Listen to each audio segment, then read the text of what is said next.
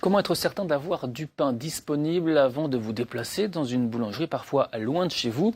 Un jeune habitant de Chagny en Saône-et-Loire a trouvé une solution, un site de réservation sur Internet.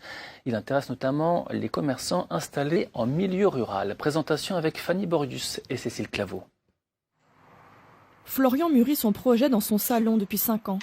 Ambitieux mais réaliste, le jeune homme a décidé de se lancer cette année après avoir constaté l'abandon grandissant des milieux ruraux au détriment de ses habitants. Il y a 13 000 communes en France qui doivent faire plus de 7 minutes de voiture pour pouvoir avoir accès à un service de proximité.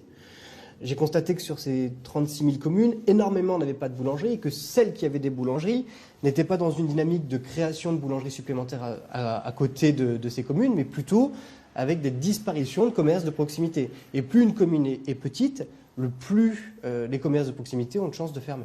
Son site de réservation de pain en ligne, qui sera lancé officiellement à la rentrée de septembre, a pour objectif de permettre à chacun de trouver une baguette dans sa commune, que ce soit à la boulangerie ou dans un dépôt de pain.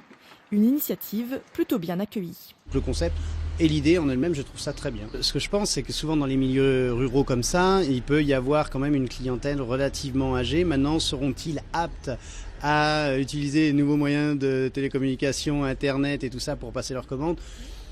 Je ne sais pas. Moi, je trouve que c'est une très bonne idée, surtout pour le dimanche. Comme c'est le marché, les 3/4 du temps, on arrive, on ne trouve plus de baguettes. Donc ça serait super.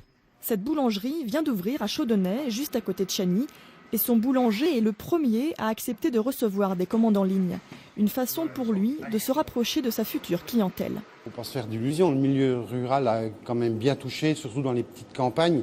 Mais bon, après, c'est aussi aux gens de faire un effort, de faire travailler les petits commerces qu'ils ont chez eux, quoi. Parce que sinon, c'est la mort du village. 3 autres boulangeries se sont portées volontaires, dans le Rhône, le Finistère et l'Ille-et-Vilaine, avec l'envie de relancer la dynamique en milieu rural.